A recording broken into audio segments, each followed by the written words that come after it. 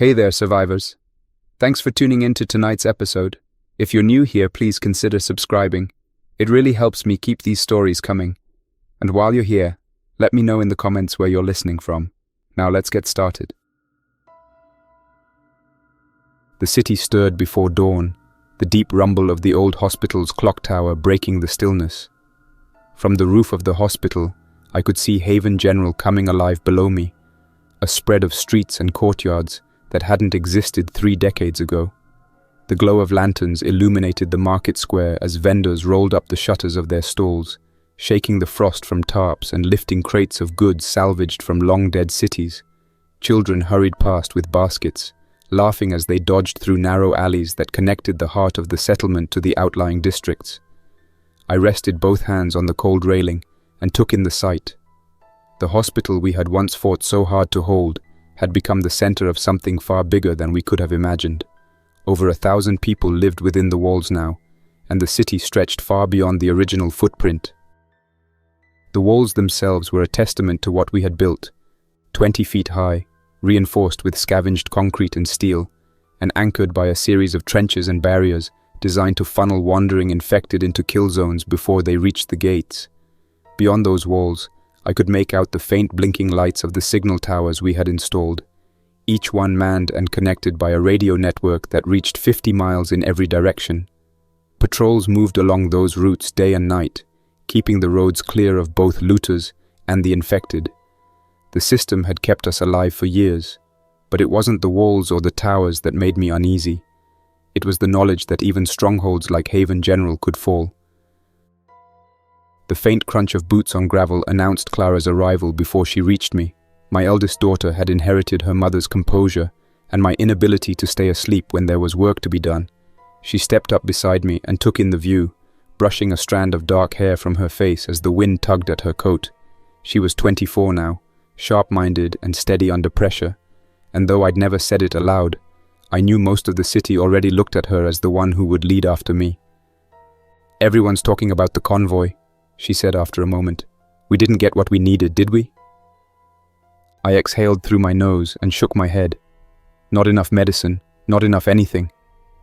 Clara leaned against the railing. "Daniel told me the same.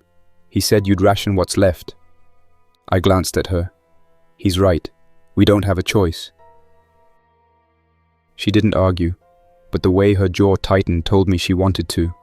Clara had grown up in a world where hard decisions kept us alive, and she understood the logic behind them. That didn't make them easier to live with. I left the roof not long after, and made my way through the hospital's upper corridors. The walls bore the scars of old battles, and I remembered every one of them.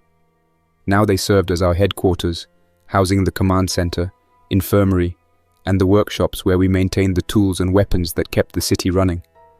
The stairwell took me down into the command room, where Daniel was already waiting. He was leaning over a table scattered with maps and reports, a hand braced on the edge as he studied a cluster of markers near the southern perimeter.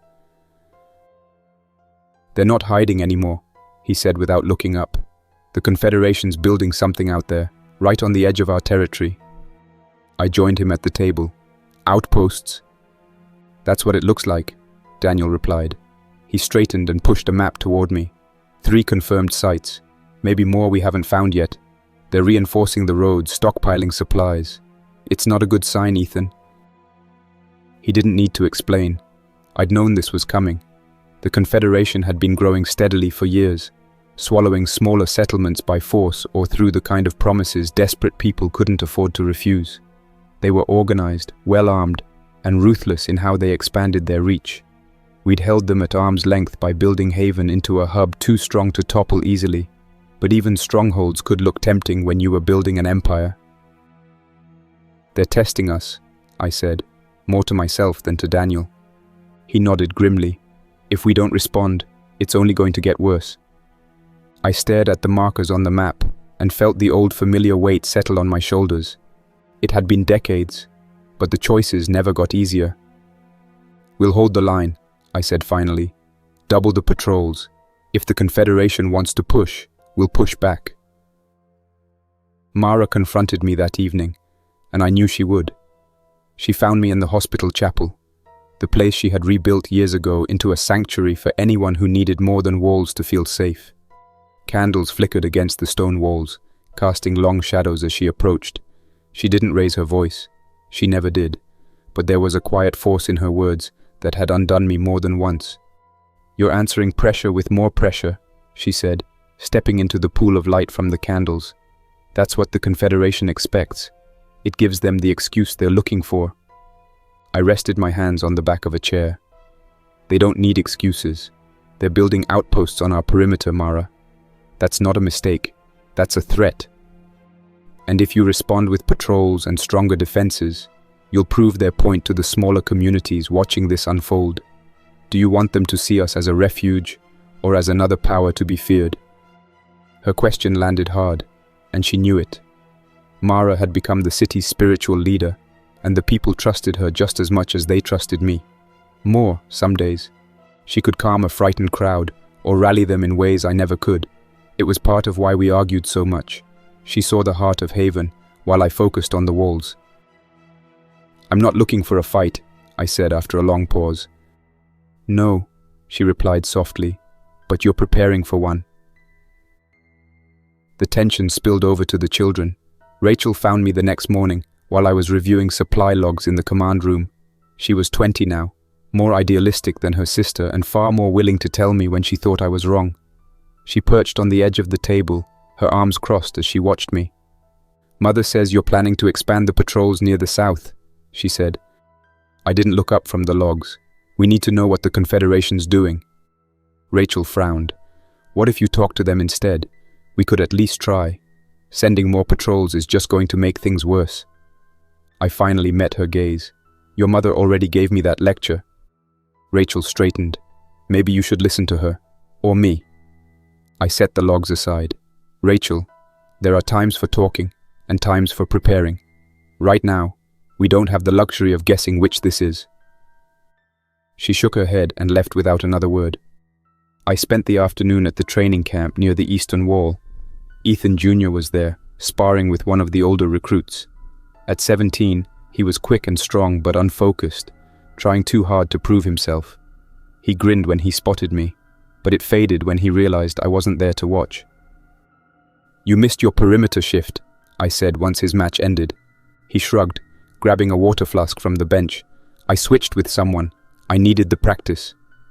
"You're not here to do what you feel like," I said, my voice low. "You're here because people depend on you. If you can't understand that, someone will get hurt." Ethan Jr. didn't argue, but I could see the frustration in the way he threw his gear back into the crate. He reminded me too much of myself at his age, and that worried me. When night fell, I climbed back to the hospital roof. From there, the city looked almost peaceful, the market square glowing with the last of the lantern light as people drifted back to their homes. The signal towers blinked in the distance, marking the safe routes we had carved out of the dead world beyond the walls. Beyond those lights, the darkness was absolute, and somewhere in that darkness, the Confederation was building. Haven General had survived 30 years because we had learned to be stronger than anything the world threw at us. But strength had a cost, and I could feel it pressing in on me now. I knew the Confederation wasn't going to stop, not until Haven was under their banner or reduced to ashes. And if it came to that choice, I knew which one I would make. The next morning began like most others, with the rhythmic clang of the clock tower bell echoing through the streets. But there was an edge to the air that hadn't been there before. Word traveled faster than I would have liked. There were strangers waiting at the southern gate. By the time I reached the outer courtyard of the hospital, half the city seemed to know. People lingered along the balconies and stairwells, whispering to one another, their eyes flicking toward the heavy gates that marked the southern entrance. The envoys were waiting there, dressed in dark coats, and carrying themselves with the easy confidence of people who believed the weight of a growing empire was behind them. They stepped forward as the gates opened, flanked by a pair of Confederation soldiers wearing mismatched armor and carrying sleek rifles we hadn't seen in years. "Leader Cole," one of the envoys said as we met them near the central fountain. He was tall, clean-shaven, and spoke with a measured calm that only made his words more unsettling. "We've come to offer Haven General the chance to join the Confederation officially. As a partner, you'll benefit from our resource network, our medical infrastructure, and the protection of a unified defense. Your people will no longer bear the burden of independence alone." I looked at him for a long moment before answering. "And what will it cost us?" He didn't hesitate. "Your autonomy. All major decisions would be made by the Confederation's council in the capital. But the trade-offs are worth it. No settlement that's joined us has fallen, not one." Mara stood just behind me, her expression unreadable. I could feel her watching me, waiting to see how I would respond. "Haven has stood on its own for 30 years, I said finally. "We built this city with our own hands. We kept it alive when no one else believed it could survive. We don't need the Confederation telling us how to govern ourselves." The envoy gave me a patient smile, as though I were a child who simply didn't understand. "We respect your accomplishments, Leader Cole. But independence is a fragile thing in this world. The Confederation exists because survival alone isn't enough anymore. We need unity. The infected are evolving. Raiders are still out there. Resources are scarce. We have the numbers and the reach to keep your people safe. Truly safe." The conversation lasted another hour, the envoy circling back to the same points again and again, always framing their offer as the only rational path forward. But I refused to budge, and when it became clear I wouldn't yield, their tone hardened. "We'll leave you to consider our offer," the envoy said as he and his soldiers prepared to depart. "But the world doesn't wait forever. You may find that the support of the Confederation is something you can't live without." I watched them disappear through the gates, their convoy heading back toward the southern roads. As the gates clanged shut, Mara stepped closer. "You're making this harder than it needs to be," she said softly. "They didn't come here just to talk, Ethan. You could hear it in their voices. If we keep defying them, they'll force our hand." "They'll try," I said, "but I'm not handing them Haven because it's convenient. This city means more than that." Her brow furrowed. What if unity isn't about convenience? What if it's the only way to stop the next generation from growing up, knowing nothing but war and walls? I didn't have an answer for her. The Confederation didn't waste time making their displeasure known. Within a week, our trade caravans reported delays and harassment along the southern routes. Settlements that had long been friendly to Haven suddenly grew distant, turning away our emissaries with flimsy excuses. Whispers spread that Haven was hoarding resources, that we were too strong for our own good, that we looked down on smaller communities. It was a clever tactic, and it was working. Daniel brought me the latest reports one evening, spreading the maps across the command table. "They're isolating us," he said, his finger tracing the southern border. "Every settlement within 50 miles is feeling their pressure. They're telling anyone who will listen that Haven is the problem, that we're selfish." "And the others are believing it," I said. Daniel nodded grimly. "I've heard rumors that some of our allies are already sending scouts to the Confederation's outposts. If this keeps up, we're going to find ourselves cut off completely." I leaned back in my chair, rubbing my temples. "We can't let that happen. If they cut our trade lines, we'll survive. But it will be harder than it needs to be. And the people will feel it."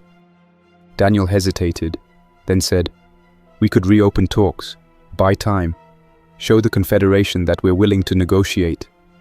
I shook my head. "That's exactly what they want. Every conversation, every delay gives them another chance to spread their influence. We hold our ground." The following days were tense. Mara and I spoke little, though I could feel the weight of her disapproval whenever we passed one another in the corridors.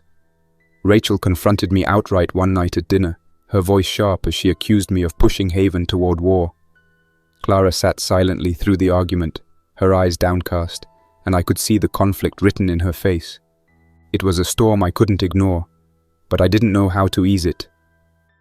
The tension reached a breaking point when one of our southern patrols failed to return. We sent a second team to investigate and found their vehicle burned out on the roadside, the bodies of 3 scouts lying in the ashes. Their weapons were gone, and the Confederation's insignia was carved into the wreckage. The message was clear. I called a meeting in the hospital's main hall that night. Daniel, Clara, Mara, and a dozen of the city's senior leaders gathered around the table as I outlined what we knew. "They're setting up fortified outposts near our outer perimeter," I said, tapping the map. "They're choking off our supply lines, And now they're killing our people. This is no longer about negotiation. Mara's voice cut through the room. And what happens if you strike back? Do you think the Confederation will back down? Or will they come with everything they have and turn Haven into a battlefield? I met her gaze. If we do nothing, they'll take us apart piece by piece. Haven will fall without a single shot being fired. Clara spoke up then, her voice quiet but firm. There has to be another way. We're strong, but we're not invincible.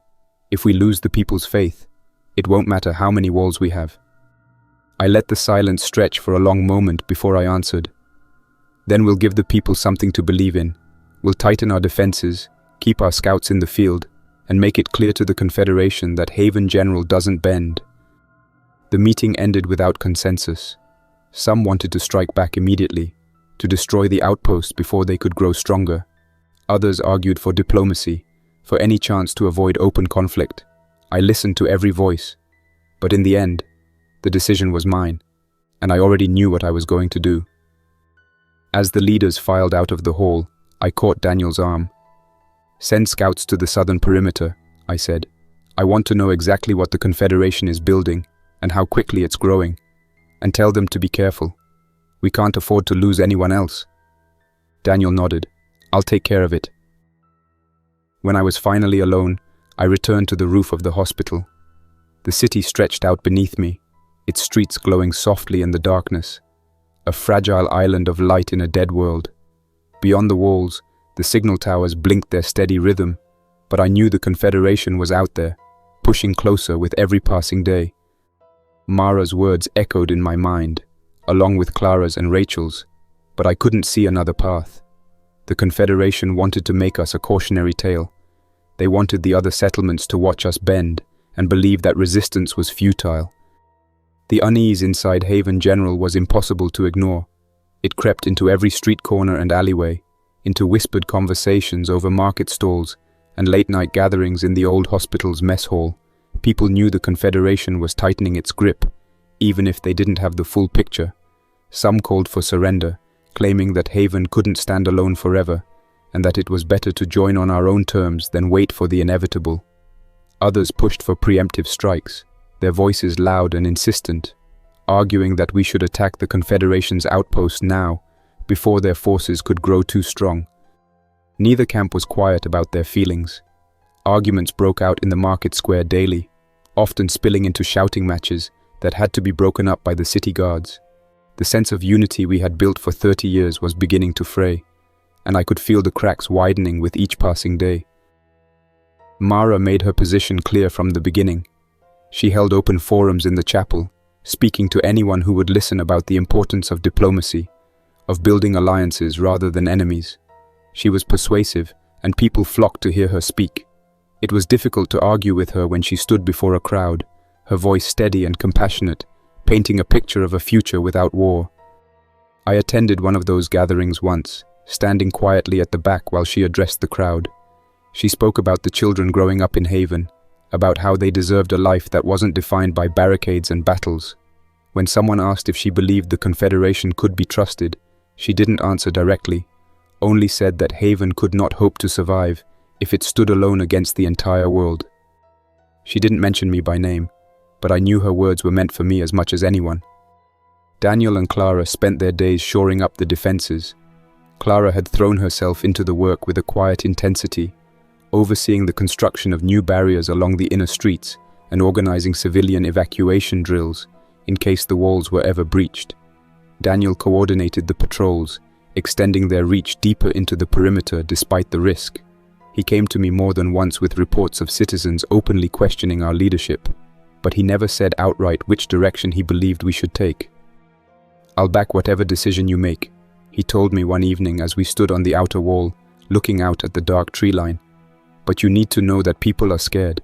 If something happens, if we're hit hard, they'll be ready to blame someone, and you're the one they'll look at first." I didn't need the reminder. I had seen the way people's eyes lingered on me as I passed through the streets, some filled with trust, others with resentment. The incident came 2 weeks later. It started with a trade caravan returning from one of the outlying settlements. The gates opened for them as usual, the guards scanning the wagons for threats before waving them through. No one noticed the infected tucked beneath a false floor in one of the larger wagons until it was too late. By the time the first screams rang out, the caravan had already reached the edge of the market district. People scattered as the infected burst from their hiding place, clawing and biting at anyone in reach. The guards responded quickly, but the narrow streets worked against them, and in the chaos, several civilians were killed before the creatures were put down. The attack left a scar on the city. Families mourned the dead, and the survivors demanded answers. How had the infected made it past our gates? Why hadn't we done more to protect the people? The Confederation was quick to seize the opportunity. Their propaganda spread through nearby settlements within days, twisting the incident into a story of negligence and failure. Haven General, they claimed, was no longer the safe haven it once was. Our leadership was reckless, and by refusing to join the Confederation, we were putting everyone at risk. I could feel the tide shifting, even inside our own walls. People who had once been loyal to Haven's independence now questioned whether we could truly stand against the Confederation. Mara's gatherings grew larger in the weeks that followed. She didn't have to mention the caravan attack for people to draw the connection themselves. Her message was simple. The Confederation's offer was still on the table, and the cost of continued defiance was too high. I wanted to believe there was a way to bridge the growing divide, but every conversation with Mara ended the same way, with neither of us willing to give ground. We argued behind closed doors late into the night, our voices hushed but strained, the weight of the city pressing down on both of us. "You can't hold this place together through force of will alone," she told me one evening as the candles burned low. "If the people lose faith, it won't matter how strong the walls are." "They won't lose faith if we show them we're ready to defend them," I said. "We can't afford to look weak now. And if that strength pushes us into a war we can't win?" I didn't have an answer. Clara and Daniel stayed focused on the defenses, doing their best to keep the city's morale from slipping any further. They worked side by side most days, reinforcing the gates and setting new traps along the outer perimeter. Clara came to me in the command room one night, her face drawn and tired. "We're doing everything we can," she said. "But if the Confederation decides to hit us, I don't know if we're ready. The people are too divided." I nodded, though I didn't let myself agree out loud. "Keep working," I told her. "The stronger our defenses, the less chance they'll think about attacking." Clara hesitated, then asked, "And if they don't need a reason? If they just decide we're in the way?" I had no answer for her either. Ethan Jr. was the one I worried about most. He had grown restless under the weight of the tension, eager to prove himself in a way that made me think of my own younger years, and not in a good way. I caught him sneaking out of the training camp one night, a rifle slung over his shoulder and a determined look on his face. "I'm joining one of the border patrols," he said when I confronted him. "I'm not going to sit here and watch while everyone else does the work." "You're not ready for this," I told him. "You barely know how to keep yourself alive in a fight, and the patrols are dangerous even for experienced soldiers." "I can handle it," he insisted. But I could see the fear hidden behind his bravado, and it made me pause. I let him go in the end, though I hated myself for it. Part of me hoped the experience would teach him something about discipline and responsibility. Another part feared it would break him. The patrols brought back reports of increased Confederation activity near the southern perimeter. Fortifications were growing, and the number of soldiers patrolling the roads had doubled.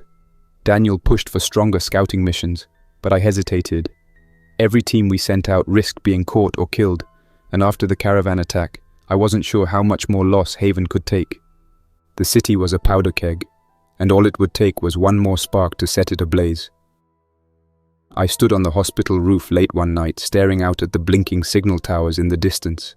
The infected were a constant threat beyond the walls, but they had become a familiar one, something we had learned to manage. The Confederation was different. They were patient, calculated, and they knew exactly how to use fear as a weapon. I thought of the families who had lost loved ones in the caravan attack, of the whispers I heard in the streets about surrender, of Mara's voice in the chapel promising a future without war. Those thoughts followed me everywhere, weighing heavier with each new report that crossed my desk. Haven was strong, but I knew that strength wouldn't last forever if we allowed the Confederation to close the noose around us. We needed information, hard facts about what they were building and how quickly they were doing it. Guesswork was no longer enough. 2 days later, I called Daniel into the command room and laid out the plan. We would deploy long-range reconnaissance teams beyond the signal towers, using the helicopter for insertion and extraction. The machine was one of the few still operational in the region, a relic we had kept alive through meticulous care and an endless scavenger hunt for parts. It was loud, but it was fast, and it would allow our scouts to reach areas we hadn't set foot in for years. Daniel didn't hesitate. "I'll pick the teams myself," he said, tracing the perimeter lines on the map. "We'll go wide, stay light, and get back before the Confederation knows we were there. Make sure the teams understand what they're walking into," I told him. "We can't afford mistakes. If the Confederation catches them, it'll mean war." Daniel nodded, but I could see the concern etched into his face. He knew as well as I did that any mission beyond the perimeter carried risks far greater than the enemy. While Daniel worked on the reconnaissance teams, Rachel approached me with her own idea. She wanted to travel to the smaller settlements that were wavering, hoping to persuade them not to side with the Confederation. It was a dangerous plan. Every journey outside Haven's walls carried risk, but she was determined. "Father, they'll listen to me," she said when we spoke in my office. "They're frightened, but they don't hate us. If we show them that Haven is willing to reach out, maybe they'll hold their ground a little longer." I stared at her, conflicted. "The Confederation has more resources than we do, Rachel. They can offer those settlements safety, supplies, medicine, things we can't match. Do you really think words will be enough?" She met my gaze steadily. "Do you?" I wanted to say yes, but the truth stuck in my throat. Mara had been telling me the same thing for weeks, that alliances were built on trust, not walls. Rachel had inherited that same idealism, and though I feared it would get her killed, I couldn't deny that we needed to try. "Go," I said finally, "but take a team with you, and don't go further than you have to. If the Confederation even suspects what you're doing, they'll use it against us." Rachel nodded, relief flashing across her face. "I'll be careful," she said. I wished I could believe her. The first reconnaissance missions launched 2 days later. The helicopter's engine rattled the windows of the command room as it lifted off from the hospital roof, a hulking shadow rising against the pre-dawn sky. I watched it climb and vanish over the walls, the thrum of its rotors fading into silence. For hours, I sat in the command room listening to the steady murmur of the radio operators as they tracked the team's progress. The reports trickled in slowly at first. Outposts confirmed along the southern perimeter, fortifications thicker than we'd expected, patrols moving with military precision. The Confederation wasn't just establishing a presence, they were building the infrastructure for a siege. Then came the first mention of the infected. One of the reconnaissance teams reported finding a fortified farmstead abandoned, the gates torn apart as if by something massive.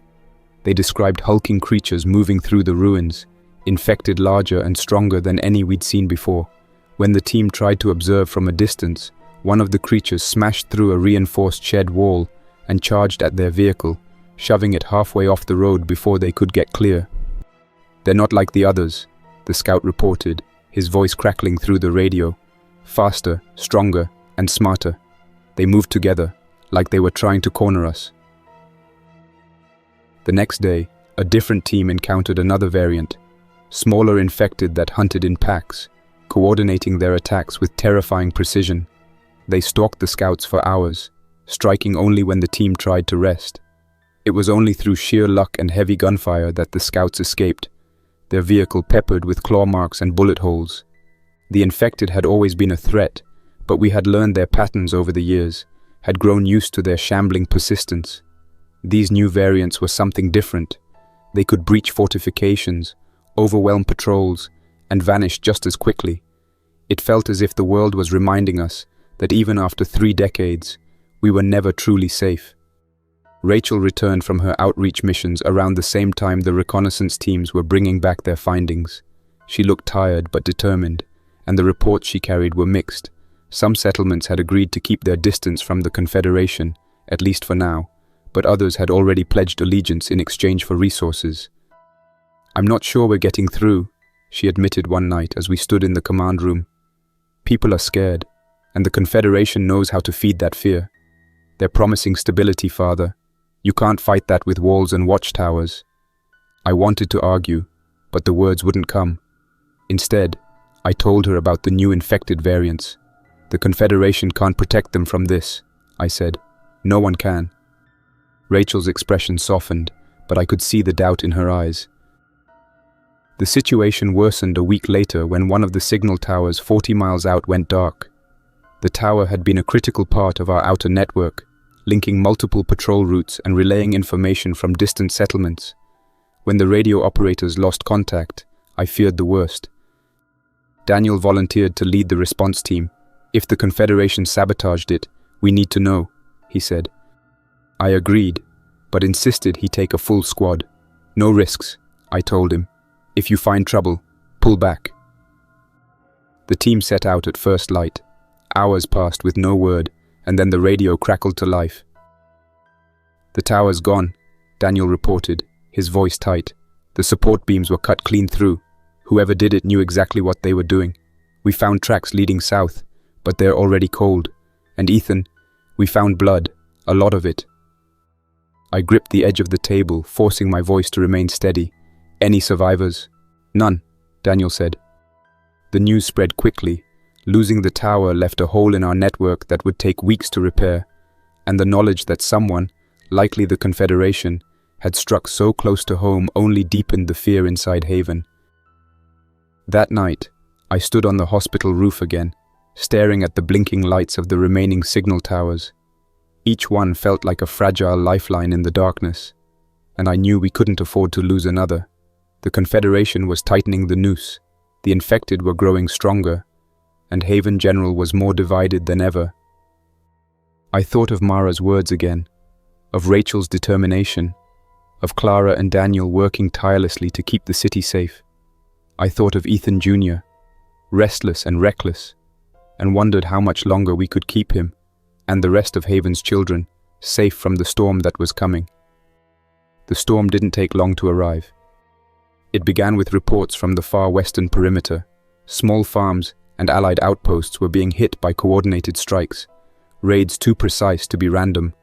One farmstead was stripped clean in the dead of night, its fences torn down and its livestock scattered. Another was burned to the ground, the flames visible even from Haven's walls. Survivors spoke of raiders wearing Confederation insignia, though the Confederation itself would deny involvement, as it always did. The pattern was unmistakable. They weren't trying to overwhelm us all at once. They were bleeding us slowly, forcing us to divide our forces and stretch our defenses thin. I convened the city's defense council in the hospital's main hall. Maps and reports littered the table as we debated how to respond. Daniel stood beside me, his voice steady as he briefed the others. "They're using the infected as cover," he said, pointing to a cluster of red markers on the western map. "Every time one of our patrols leaves the walls, they drive infected into their path. We're not just fighting raiders anymore, we're fighting the dead as well." I looked around the table at the assembled leaders. We mobilized the full defense force, every guard, every trained fighter we can spare. We lock down the city, tighten the gates, and prepare for more attacks. If the Confederation wants to test us, we'll show them we're not easy prey. Not everyone agreed. Some argued that we couldn't spare the manpower to protect the outlying farms and settlements. Others called for a diplomatic appeal, though none of us believed the Confederation would answer it in good faith. The debates dragged on late into the night, and I could feel the frustration growing in the room with every hour. Daniel leaned close to me at one point, speaking softly so only I could hear. "This is exactly what they want," he said, "to make us spread ourselves too thin, just like—" He hesitated, the shadow of old grief crossing his face. "Just like Mum and Dad did, before they were cornered trying to protect those caravans." I didn't answer. There was nothing to say. My brother and his wife had died years ago for the same reason we were standing here now, because we believed we had a duty to protect those who couldn't protect themselves. I wasn't about to abandon that belief, even if it put us in the Confederation's sights. The attacks intensified over the next week. The Confederation's proxies hit harder and faster, targeting the weak points we had worked so hard to cover. Their tactics were brutal.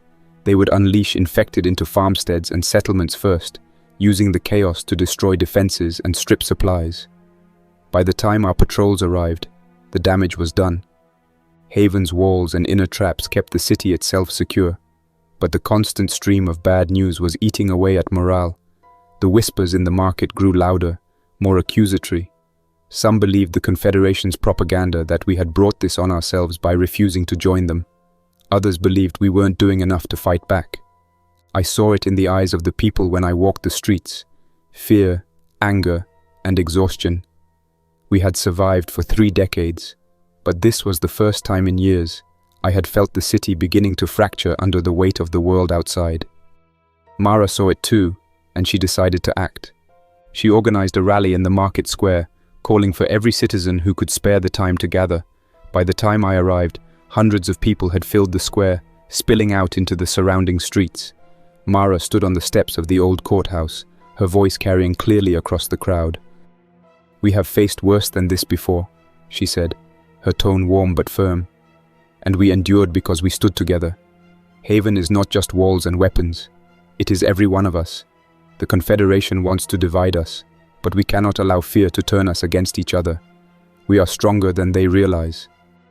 The crowd erupted in applause, but I could feel the tension in her words. She wasn't just speaking to them, she was speaking to me. I stepped forward when she finished, and the applause died as the crowd turned to face me. "Unity is important," I said, my voice louder than I intended.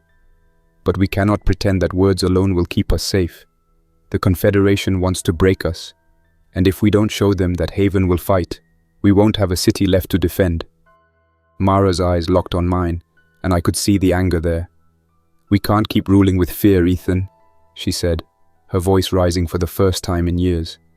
"Every time you talk about fighting, about walls and weapons, you're telling the people that the world outside will never change.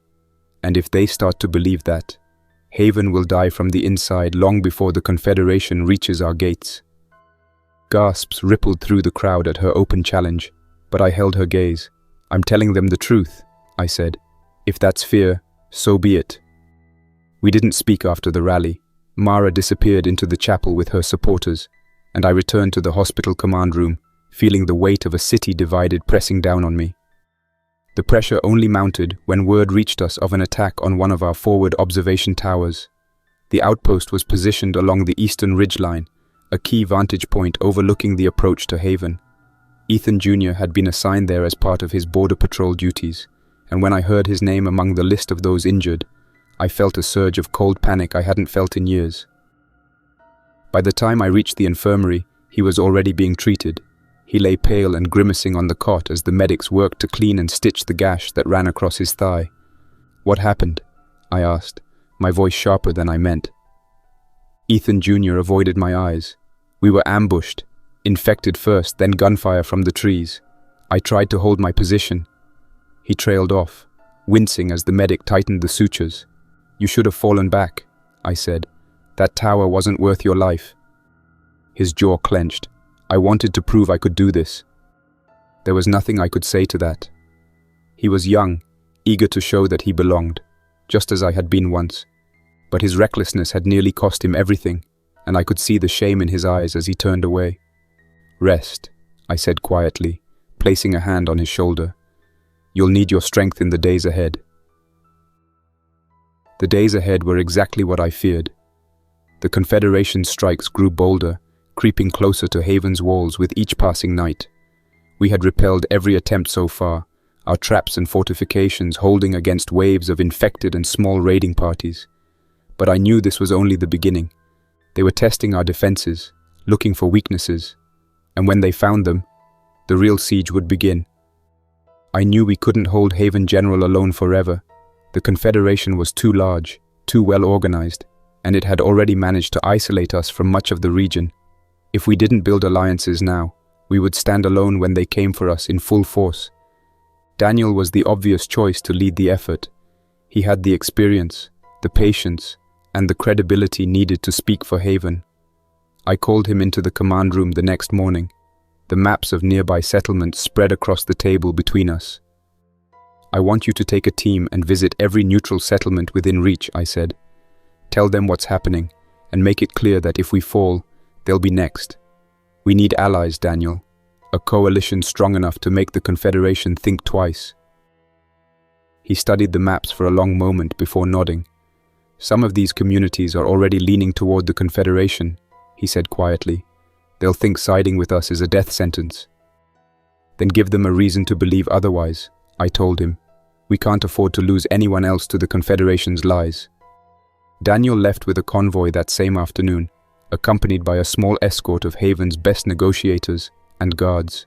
Watching the gates close behind them, I felt the weight of what we were asking. If Daniel failed, there would be no one left to stand with us when the Confederation finally struck. Rachel returned from her own diplomatic missions a few days later, and her news was grim. "We lost Brookstead," she told me as soon as she stepped off the transport truck, her voice tired and bitter. "They've pledged to the Confederation. They say it's the only way to keep their children fed." I had expected as much, but the confirmation still hit hard. Brookstead had been one of our oldest trading partners, a settlement that had stood with Haven through more than one crisis over the years. "They're not the only ones," Rachel continued. "People are scared, Father. The Confederation is promising them security, medicine, fuel, things we can't match, not right now. And they're spreading stories about us, saying we're hoarding resources and leaving our allies to die." I could see the anger in her eyes as she spoke. Rachel had inherited Mara's compassion, but she also carried a stubborn streak that was all her own. "They don't know the truth," I said, "but they'll find out soon enough if they side with the Confederation. That promise of security won't last." She shook her head. "By the time they realize that, it will be too late." The Confederation's campaign of isolation intensified in the weeks that followed. Our access to trade routes was systematically severed. Caravans heading toward Haven were turned away at roadblocks or quietly intercepted before they could reach us. Medicine and fuel became harder to come by, even though Haven had spent years building up self-sufficiency. Rationing returned, first quietly, then officially. The market still bustled, but the conversations were different now. People whispered about shortages, about which settlement would betray us next, about how long we could hold out before the Confederation's blockade starved us into submission. Daniel returned from his journey with mixed results. Some settlements had agreed to stand with us, recognizing that the Confederation's expansion would eventually threaten them too. Others had shut their doors and refused to answer his calls. And a few, we learned, had done worse, feeding the Confederation information about our patrol schedules and supply lines in exchange for protection. 2 of our convoys were ambushed because someone gave away their routes, Daniel told me, his voice flat with anger. "We lost good people, Ethan, and I don't know how many more of our allies we can really trust." I didn't either. The blockade tightened, and with it came the inevitability of escalation. I knew we couldn't simply sit behind our walls while the Confederation choked us. We needed a victory, something to show the city and the region that Haven could still strike back. When one of our scouts brought word of a heavily armed Confederation supply convoy moving through the northern pass, I made the decision. We would intercept it, take what we needed, and cripple their operations in the process. Daniel didn't argue when I gave the order, though I could see the concern in his eyes. "This won't be easy," he said as we reviewed the plan in the command room. "They'll be expecting trouble." "I know," I told him. "That's why we hit them hard and fast. We can't afford to let this convoy reach its destination." The strike team assembled at dawn, 30 of Haven's best fighters, armed with everything from rifles to improvised explosives. I walked among them as they checked their weapons and tightened their gear, offering quiet words of encouragement. I could see the tension in their faces, but also the determination. The ambush began exactly as planned. We hit the convoy in the narrowest part of the pass, using explosive charges to block the road behind them and force their vehicles into a choke point.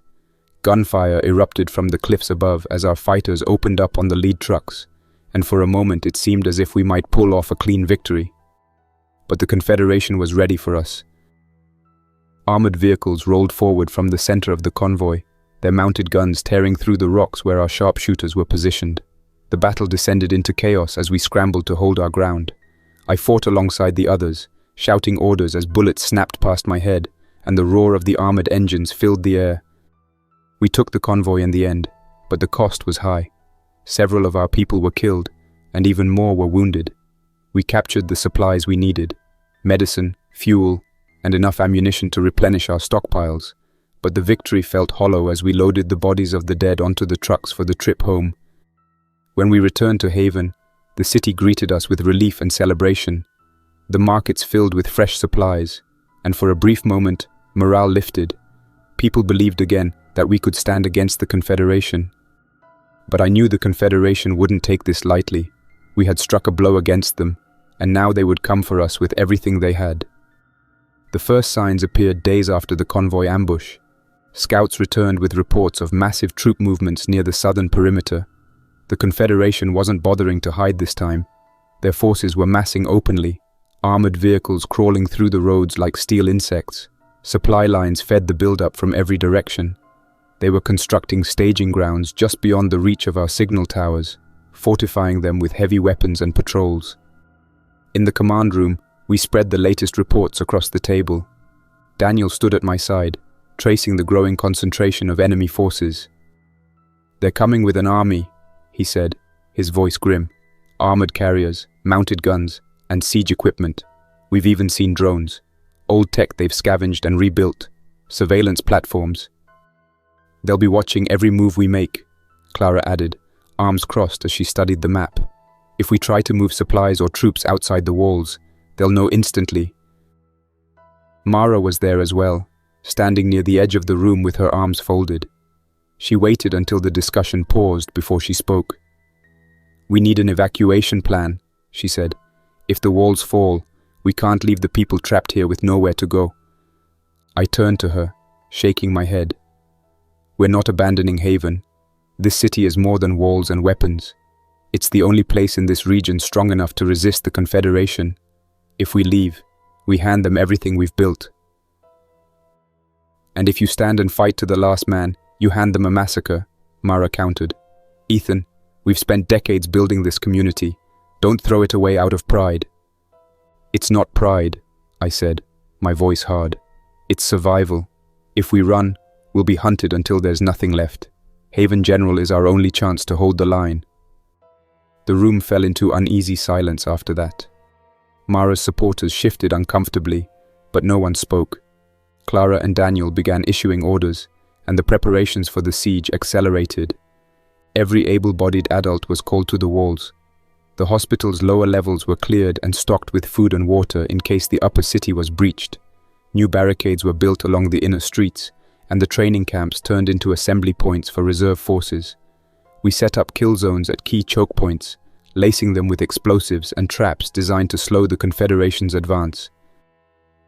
The siege began at dawn. The first wave of drones appeared on the horizon, their engines humming as they circled high above the walls.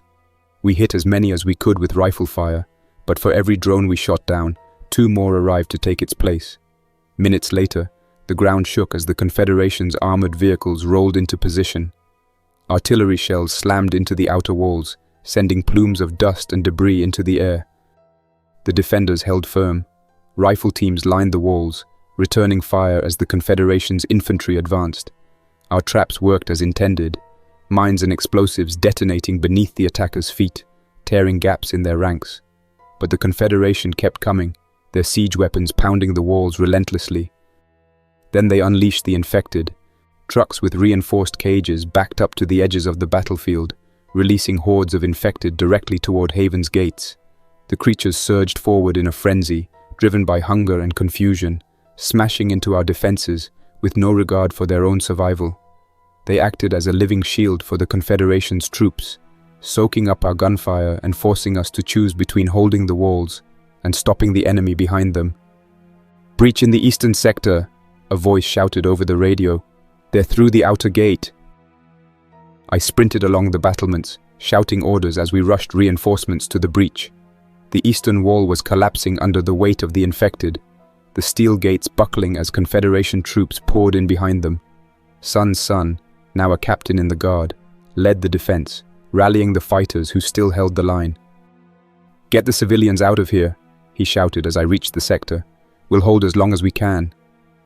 "We can still seal the breach," I called back. "Pull your men back and we'll detonate the charges." He shook his head. "Not enough time." Before I could stop him, he sprinted into the gap, drawing the infected and enemy soldiers toward him. His men followed without hesitation, buying us the seconds we needed to trigger the explosives. The detonation ripped through the eastern gate, collapsing the entryway and burying dozens of Confederation troops beneath the rubble. The defenders cheered, but the sound was hollow in my ears. Sun's son and half his unit were gone, buried along with the enemy they had sacrificed themselves to stop. I forced myself back to my feet, rallying the fighters to fortify the new barricade. There was no time to grieve. The battle raged for hours.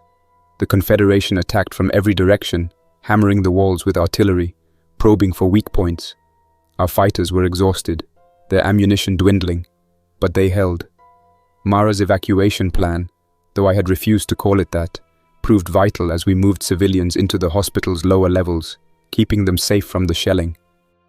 Clara coordinated the reserves with a calm efficiency that made me realize how much she had grown into her role. Daniel led counterattacks along the northern wall, using small, mobile teams to harass the Confederation's siege weapons and slow their advance. As night fell, the enemy withdrew, pulling back to regroup. The battlefield outside Haven's walls was littered with the dead, ours and theirs. Fires burned in the distance where the Confederation's artillery had struck home, and the stench of blood and decay hung heavy in the air. We had held the city, but the cost was devastating. Dozens of defenders were dead, and the walls were cracked and weakened. The eastern sector was little more than a makeshift barricade, and we all knew the Confederation would return. I stood on the hospital roof with Daniel and Clara, surveying the damage. Mara joined us moments later, her expression unreadable. "We can't keep this up," she said quietly. "Next time, they'll breach the walls in more than one place. We need a plan to get the civilians out before that happens." I turned to her. "If we abandon Haven now, everything we've fought for will be gone. There won't be any rebuilding. The Confederation will burn this city to the ground." "And if we stay, they'll kill us all," Mara said. "We can't win this war by dying for walls." Her words stayed with me as the night stretched on. I stood on the hospital roof long after everyone else had left, looking out over the battered city and the flickering signal towers in the distance. Haven General had withstood the Confederation's first full assault, but barely. The walls were cracked. The eastern sector was held together by little more than sandbags and steel plates, and our fighters were running on fumes. The enemy would return, and when they did, the odds would be worse. Clara and Daniel met with me in the command room early the next morning.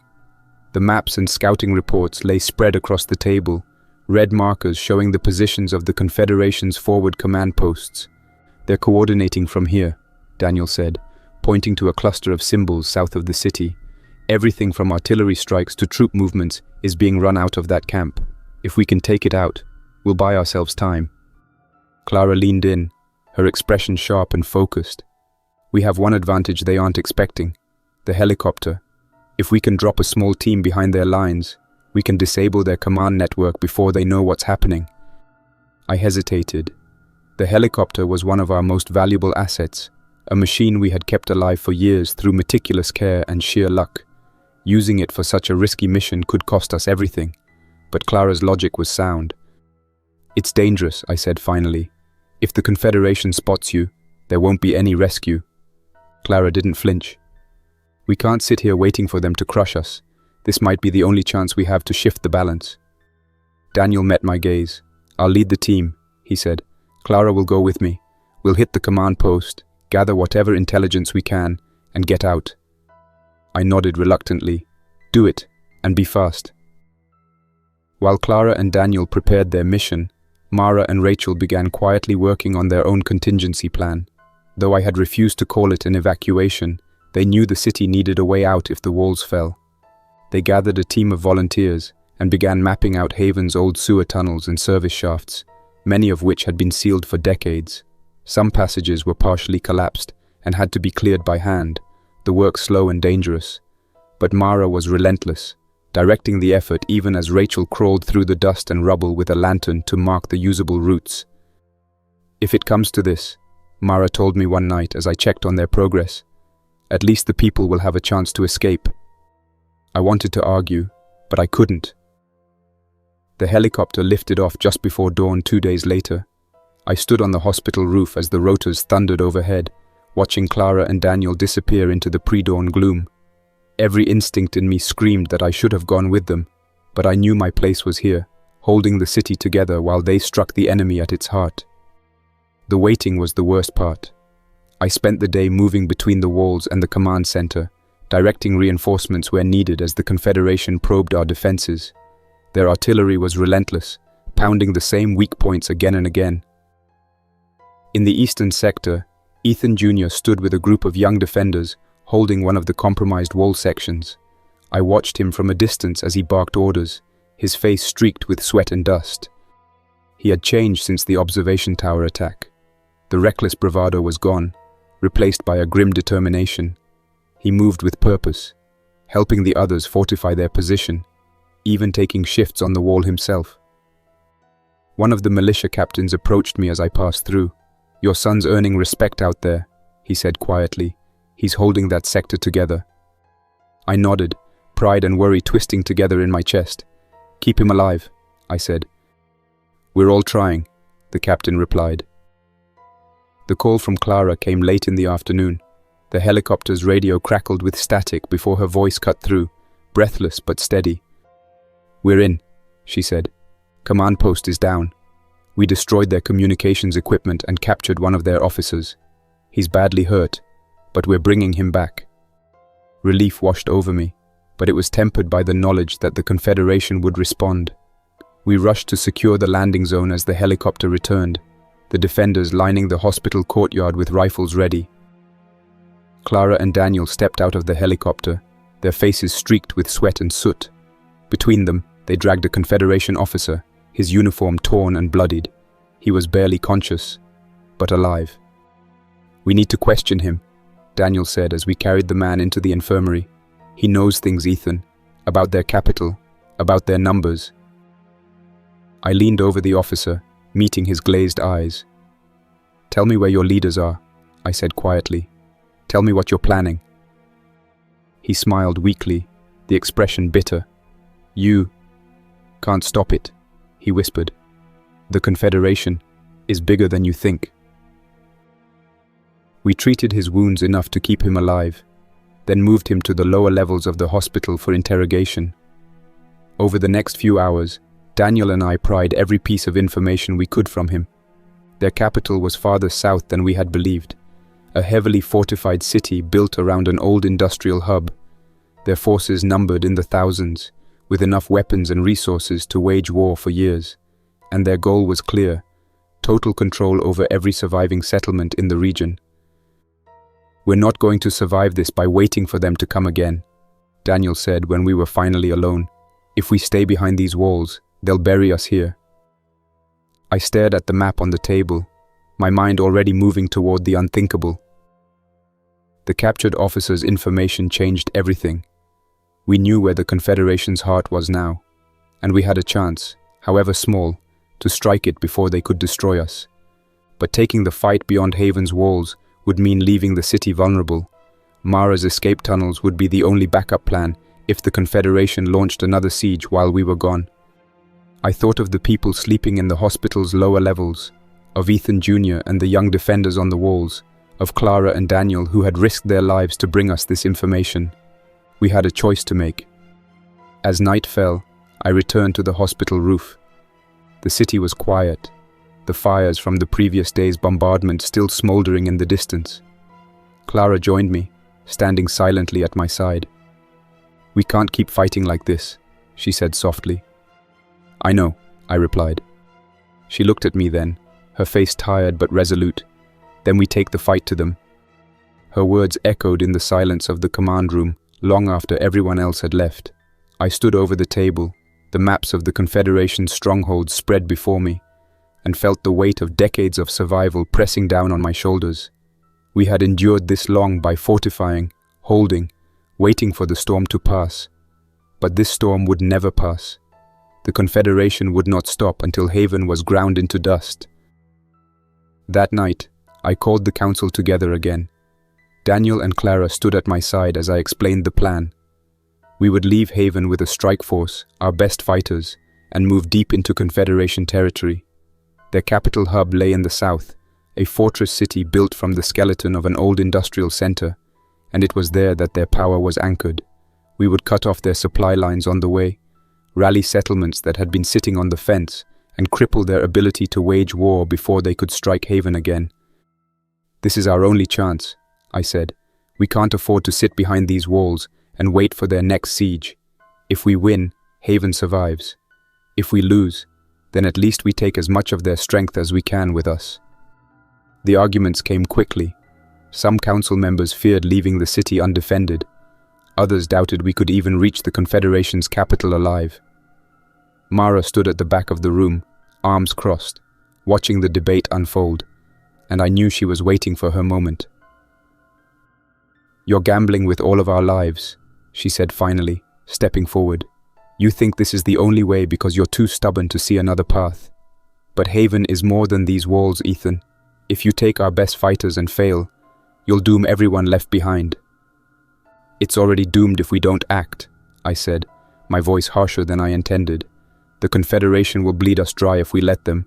They'll break Haven piece by piece until there's nothing left." Mara's eyes didn't waver. "And what about our children?" she asked quietly. "What about Clara, Rachel, Ethan Jr.? What about Daniel? They're not soldiers in your war. They're the future of this city, and you're ready to risk everything they have left." I couldn't respond immediately. The mention of their names hit me harder than any argument about strategy. She wasn't wrong, but I couldn't let that truth change the decision I knew had to be made. "We'll protect them the only way we can," I said finally, "by making sure the Confederation can't come back for them again." The council broke apart without resolution. Some supported the mission, others hated it, but none had a better alternative. Daniel and Clara stayed behind to plan logistics, while Mara slipped out without another word. I found her later in our quarters. She was sitting by the small lantern in the corner, her hands clasped in her lap, staring at the flame as though it held all the answers. She didn't look up when I entered. "You're going to get yourself killed," she said quietly. I closed the door behind me and crossed the room, sitting across from her. "If that's what it takes, then so be it." Her head snapped up, and for the first time in years, I saw fear rather than anger in her eyes. "You don't understand," she said. "I'm not just afraid of losing you. I'm afraid of what happens to the children if you die out there. I'm their mother, Ethan. Even Daniel needs you. They need you. They need us. You can't just walk into the Confederation's heart and hope to make it back." I reached for her hands, and she tried to pull them away, but I didn't let her. "I know what I'm asking you to accept," I said softly, "but you have to trust me. This isn't about hope. It's about doing what's necessary so they'll have a chance to grow up in a world where they don't have to fight for every breath." She shook her head. "And what if the world you're fighting for doesn't exist? What if all that's left is this cycle of blood and loss? Do you really think you can break it with one mission?" "I think I have to try," I said. We argued for what felt like hours, the words sharp and heavy. She begged me to find another way, to let someone else lead the mission, but in the end, the arguments died away, replaced by silence. I stood and moved around the small table between us, kneeling so that I could hold her properly for the first time in a long time.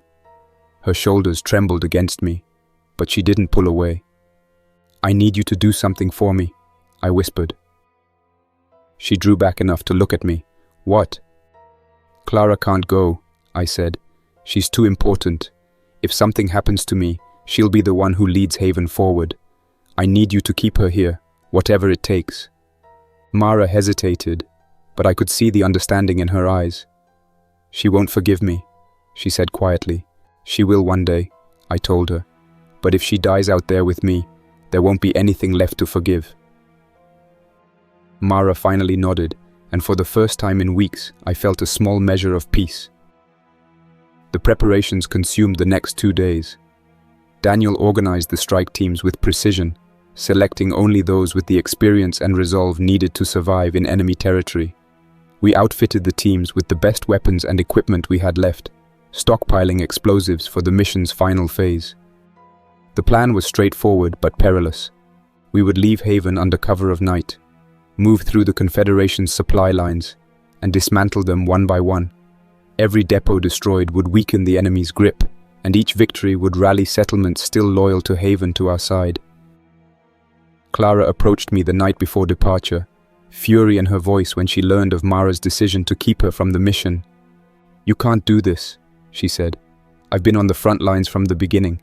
I know the risks better than anyone. You need me out there." "You're not going," I said firmly. Her jaw tightened. "This isn't about my safety. This is about control. You don't trust me to lead when you're gone." I stepped closer, lowering my voice so no one else would hear. "I trust you more than anyone, Clara. That's why you're staying. If something happens to me, Haven will need you. That's not a burden I want for you, but it's the reality we're facing." Clara turned away, her fist clenched. "I'll never forgive you for this," she said. "You will," I said quietly. "One day." We left Haven the next night. The gates closed behind us, and I could feel the weight of the city's hopes on our shoulders as the strike force moved into the darkness. Daniel walked at my side, his expression set and grim, while the fighters ahead of us moved silently, the muffled crunch of their boots the only sound. The mission began with fire. We hit the Confederation's first supply depot just before dawn, Daniel's team planting charges along the fuel tanks while others cleared the perimeter. The explosions lit the horizon like a second sun, and the shockwave carried for miles. We moved fast, striking target after target, severing the Confederation's lifelines one by one. Settlements that had once hesitated to support Haven began sending us fighters and supplies, emboldened by the proof that the Confederation could be hurt. For the first time in months, I saw hope in people's faces. But the deeper we pushed into enemy territory, the more dangerous it became.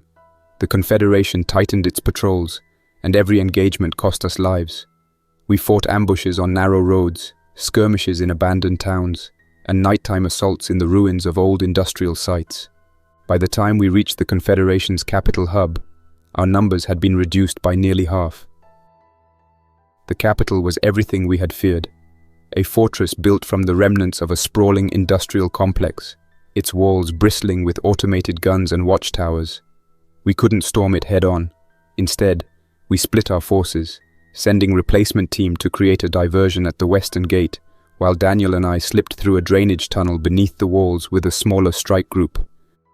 Inside, we planted explosives along the capital's power grid and communications center, crippling their ability to coordinate with their forces. The detonations sent fire and panic through the city, but the escape was brutal.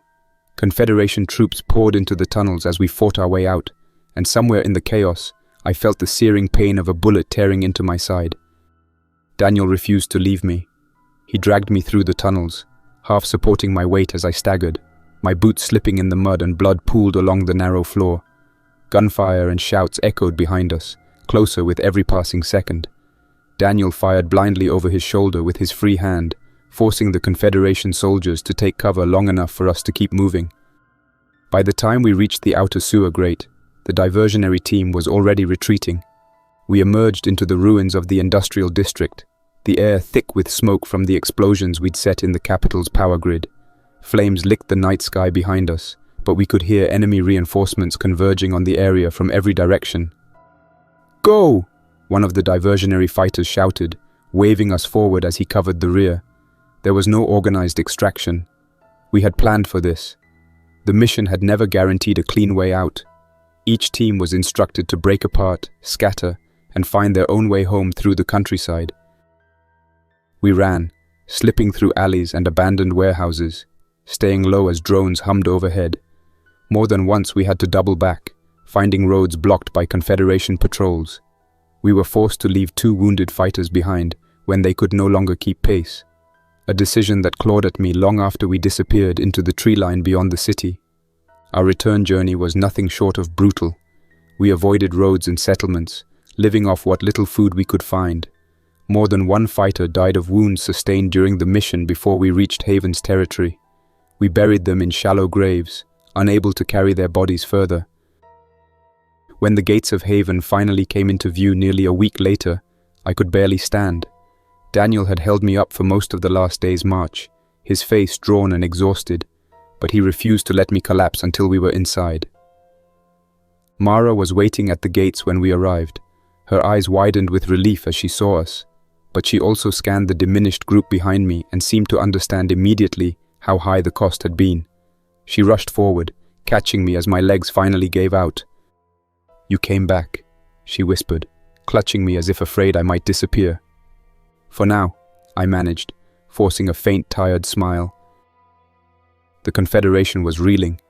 We had damaged their capital, severed several major supply lines, and humiliated them in their own stronghold. But I knew we hadn't destroyed them. They would regroup. They would rebuild. What we had done might only buy Haven a period of uneasy peace. Or perhaps it would force the Confederation to reconsider whether continuing the fight was worth the cost. That night, lying in the infirmary with Mara's hand gripping mine and the wound in my side searing with every breath, I understood how narrow our margin of survival had been. Many of our people had not made it home, and even those who had returned would carry the scars of the mission for the rest of their lives. We had survived, but survival was no longer enough. If Haven General was going to endure another 30 years, we would have to do more than fight.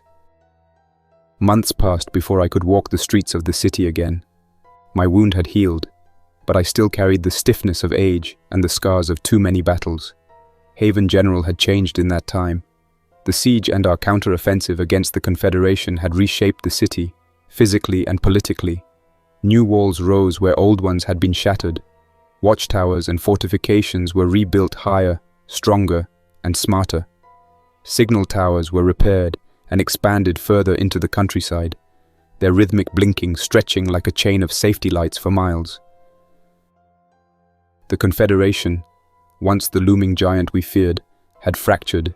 The disruption of critical systems in their capital played a key role, especially when we heard rumors that they were keeping many infected locked up in cages, either for experiments or for fun, which escaped after a series of explosions. The destruction of its capital hub and supply network shattered its unity, and the smaller factions left behind were too busy fighting each other to pose a real threat. Haven emerged as the strongest community in the region, not because we had conquered, but because we had survived when others had fallen. Settlements that once wavered now looked to us for guidance, and many who had sided with the Confederation came back seeking forgiveness. Clara stood at the forefront of that new era. She had stepped naturally into a leadership role during my absence, and I knew it was time for her to take more of the reins permanently. I had seen her in council meetings, her voice calm and measured as she balanced the needs of the people with the realities of the world outside the walls. She was pragmatic like me, but she carried Mara's gift for inspiring trust. Daniel was always at her side, his loyalty and experience steadying her in moments of doubt. Rachel had found her place as well. She worked with Mara on diplomatic missions to surrounding settlements, building bridges and alliances rather than fortifying walls. She spoke to people in a way I never could, reminding them that Haven wasn't just a fortress, but a community that wanted to see others thrive. Ethan Jr., meanwhile, had followed Daniel's path, rising through the ranks of the city's defense force. The boy who had once sought respect recklessly now earned it through competence and dedication. He spent his days on the walls, training younger recruits and ensuring the city was always ready for the next threat. Mara and I watched all of it from a quieter distance. Age had crept up on us both, and though I still walked the streets and offered advice when it was asked for, I had begun to step back from the daily grind of leadership. Mara never stopped working, not truly, but I could see the toll the years had taken on her too. One evening, as the sun dipped low and painted the city in warm gold, we sat together on the balcony of the hospital's upper level. It had been so long since we'd allowed ourselves this kind of stillness. Below us, the streets of Haven bustled with life. Merchants closing up stalls in the marketplace, children chasing one another through the courtyards, guards exchanging shifts on the gates. It was a sight I had once feared we would never see again. Mara reached for my hand, her grip warm and familiar. "Do you ever think about how far we've come?" she asked softly. I smiled faintly. Every day, when I walk these streets, I remember what they used to look like. The cracked pavement, the fear in people's faces, the way everyone was just trying to get through one more day. And now, I gestured toward the city. Now they're building lives again. She leaned her head against my shoulder, and for a moment, we were silent, watching the sun fade behind the horizon. "I used to be so afraid," Mara admitted quietly. "Not just for you, but for all of them. Clara, Rachel, Ethan Jr., even Daniel. I was afraid we'd lose them the way we lost so many others. But now I think, maybe they'll get to live in a world that isn't just survival." "That's all I ever wanted," I said. She looked up at me, her eyes shining in the fading light. "You gave them that, Ethan. You gave all of us that." I didn't know what to say. Instead, I pulled her closer, holding her the way I had the night before I left for the Confederation's capital.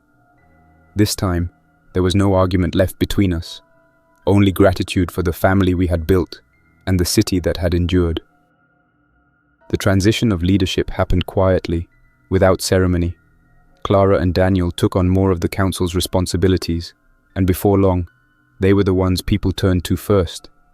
Rachel and Ethan Jr. balanced their siblings' approaches, ensuring that Haven's future would not be shaped by fear or naive idealism, but by a careful blend of both.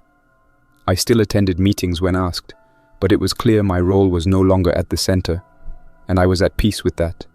The city flourished in the months that followed. Trade routes reopened, bringing goods and people from distant settlements. The markets thrived, schools expanded, and new homes rose along the outskirts where fields and gardens now provided more than enough food for the population. The defenses remained formidable, but for the first time in decades, the walls felt less like a cage and more like a safeguard. One afternoon, I stood at the hospital's entrance and watched a group of children playing in the courtyard. Their laughter carried through the air, unburdened and bright. It struck me that many of them had never truly known the world outside the walls. They had grown up in a city that was more than survival, and I hoped it would always stay that way. Daniel approached then, his expression softening as he followed my gaze. "They don't realize how much they owe you," he said quietly. "They don't owe me anything," I replied. "That's the point. They get to live their lives without carrying that weight. That's how I know we did something right." As the day drew to a close, I walked up to the hospital roof one final time. The city stretched out below me, a thriving beacon of light in a world that had once felt consumed by darkness. Beyond the walls, the signal towers blinked steadily in the distance, their lights marking the safe routes for travelers and traders. Mara joined me, leaning against the railing. We didn't speak for a long while. We didn't need to. The view said everything that words couldn't. When the first stars appeared in the sky, she reached for my hand again. "Do you think it'll last?" she asked quietly. I squeezed her hand gently. "I think it already has." The story of Haven General wasn't mine anymore. It belonged to Clara and Daniel, to Rachel and Ethan Jr., and to the generations that would follow. We had built a city on the bones of a broken world, and against all odds, it had become something more than I ever imagined possible. As I turned to leave the roof, I looked out over the city one last time. The hospital, the heart of it all, still stood tall, its lights glowing softly against the night. And for the first time in a long while, I felt certain that the future would be brighter than the past. That's all for now. Thanks for listening. If you enjoyed this story, don't forget to like and subscribe for more unsettling creepypastas. Your support keeps my channel alive. Until next time, stay quiet, stay vigilant, and trust nothing, not even the silence.